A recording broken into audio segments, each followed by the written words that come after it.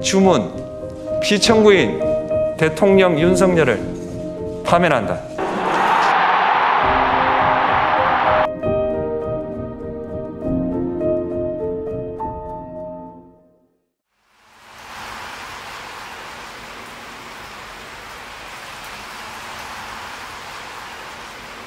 대한민국 민주주의의 위대함은 헌법이라고 하는 그 자체에 있는 게 아니라, 제도에 있는 게 아니라 그 제도를 가지고 사는 우리 국민 스스로의 위대함이죠. 억압을 하면 포기하고 좌절하고 굴복하는 게 아니라 결국 그걸 이겨내요. 역사에서 그렇게 보여졌던 거죠. 정말 진정한 의미의 민주적 국가를 훼손하려는 그들의 시도에 대해서 끊임없이 저항해 왔어요. 이번에도 저항한 거죠. 강력한 무력을 동반한 현실적 권력을 끌어내렸지 않습니까? 저는 우리 국민들의 이 위대함이 대한민국의 위대함의 원천이라고 생각해요. 아마도 세계사에 남을 일이 될 겁니다. 그런데 겨울이 너무 길고 깊었어요. 근데 그 길고 깊은 겨울을 결국은 우리 국민들이 깨고 나오는 중이잖아요. 아마 겨울이 깊었던 것처럼 봄은 더 따뜻하겠죠. 네. 따뜻한 봄날을 한번 꼭 만들었으면 좋겠습니다. 영원할 것 같던 그 겨울도 가고 이제 봄이 옵니다. 더 아름답고 더 따스한 봄을 우리의 두 손을 함께 잡고 함께 만들어 갑시다.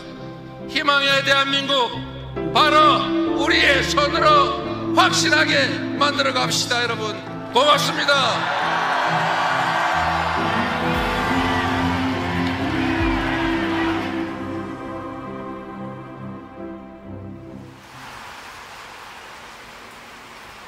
대립 갈등이 지금 아주 크죠. 그런데 그 원인은 뭐냐? 뭐 여러 가지가 있어요. 아주 근본적인 거는 경제적 이유입니다. 먹고 살기가 어려워져서 그래요. 세상 사는 게 힘들어서 그렇습니다. 그런데 왜 그러면 더 잘 살게 됐는데 왜 부족하게 됐냐? 편중됐기 때문이죠. 소위 양극화, 불평등, 격차. 이게 너무 커졌어요. 우리 사회가 총량으로는 과거보다는 더 많은 걸 가지고 있게 됐는데 개별적으로 보면 그게 너무 많이 한 군데 몰려 있습니다. 근데 이게 이제 사실은 갈등의 원인이죠. 지금 우리 경제는 여러 면에서 일종의 사면초가 같은 상태 같습니다. 전 세계적으로 성장률 전체가 떨어지고 있어요. 그리고 경제는 사실 민간 영역만으로는 제대로 유지 발전되기 어려워요. 정부 영역의 역할이 중요한데 지금 거의 3년 동안 정부는 경제를 방치해뒀죠. 이제는 첨단 과학기술에 대한 투자가 중요한 시대가 됐습니다. 근데 문제는 과학기술의 수준이 너무 높아져가지고 개별 기업들이 감당할 수 없는 상황이 됐어요. 그래서 정부 단위의 인력 양성, 또 대대적인 기술 개발, 연구 개발 투자, 스타트업이나 벤처에 대한 대규모 투자. 또 그렇게 하면 다시 또 살아날 수 있습니다. 우리 너무 좌절할 필요 없는 거죠.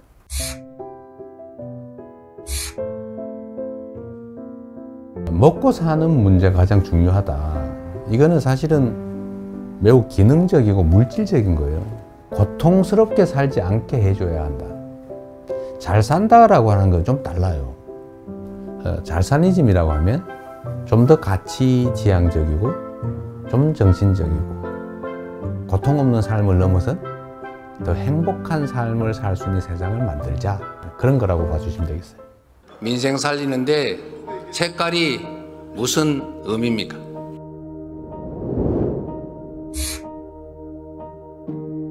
정치라고 하는 것은 현장이죠.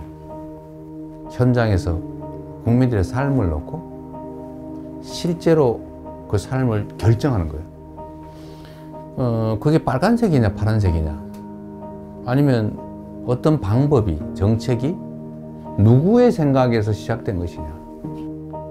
큰 특별한 의미가 없죠. 어떤 게 더 유용하고 어떤 게 더 필요하냐. 이게 최고의 기준이 되어야 된다. 제가 정한 원칙이 있어요.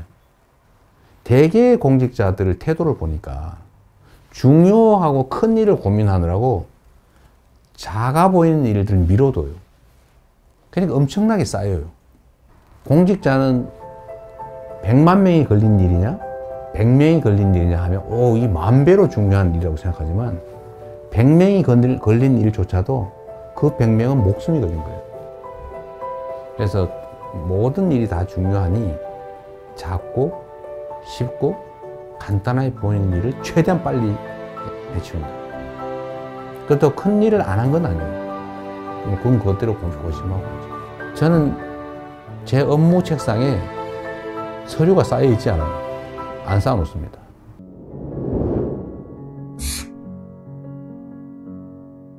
재난이나 아니면 사회적 위기 때 피해를 입는 것은 힘겹고 못 살고 어려운 사람 순이에요. 사실 그 사회의 문화의 수준이랄까, 그 사회에 대한 평가는 약자들에 대해서 얼마나 많이 관심 갖고 지원하느냐에 달려 있어요. 생명 안전을 유지해야 그 다음 단계, 더 나은 삶, 행복한 삶을 꿈꿀 수 있어요. 그래서 국민의 생명과 안전을 지키는 것은 정부가, 국가가 해야 될 가장 중요한 일입니다.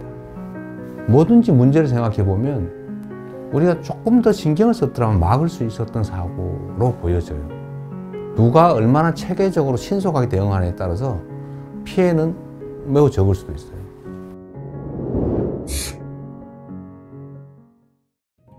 현실적으로 보면 우리가 한미동맹 매우 중요하고 또 한미일 협력관계도 매우 중요하죠.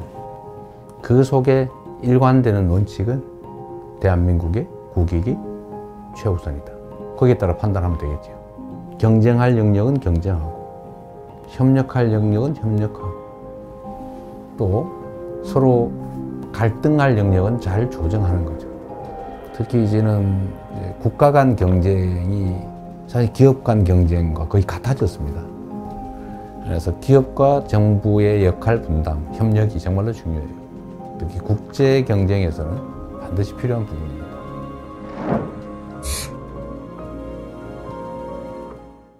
김구 선생이 정말 우리가 먹고 사는 것조차 해결하지 못하는 그 시대에 우리가 꿈꾸는 나라는 문화가 강한 나라다. 문화 강국 얘기를 하셨어요. 정말 저는 우리의 역량을 통찰한 정말 해안이었다.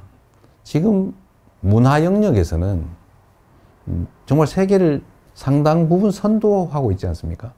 그럼 우리 K컬처, 한류라고 보통 부르지 않습니까?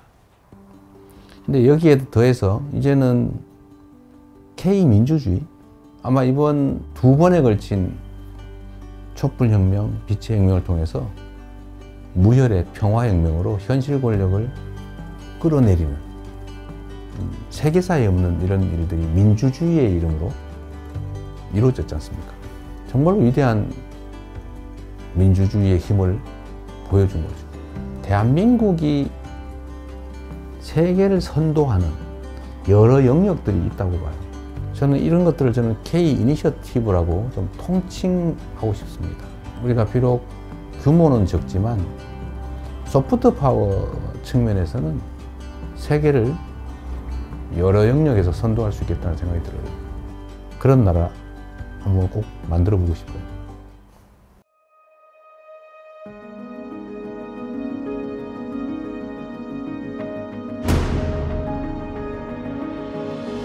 대한민국이라고 하는 이 국호, 국호에는 정말 큰 뜻이 담겨 있죠. 민국, 국민의 나라, 민중의 나라. 이 민자는 백성이죠, 백성. 흰옷 입은 사람들, 평범한 사람들. 이 평범한 사람들의 나라. 그리고 작지만 큰 나라. 많은 사람이 희망을 가지고 행복한 삶을 꿈꾸는 그런 세상이 봄날 아니겠어요? 진짜 대한민국을 만들고 싶습니다. 그냥 이름만 있는 대한민국이 아니라 진짜 대한민국. 그리고 그 대한민국은 대한국민이 만들어가는 거죠. 그 대한국민의 훌륭한 도구, 최고의 도구, 이재명이 되고 싶습니다.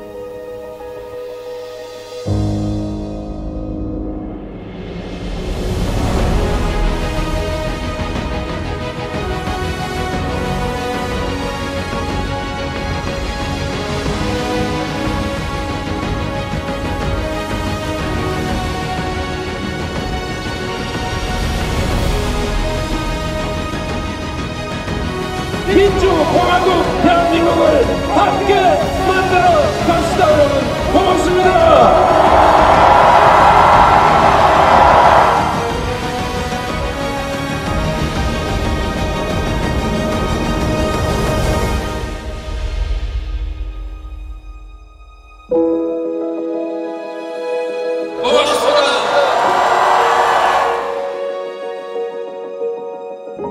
진짜 대한민국을 만들기 위해 대통령 선거에 출마합니다.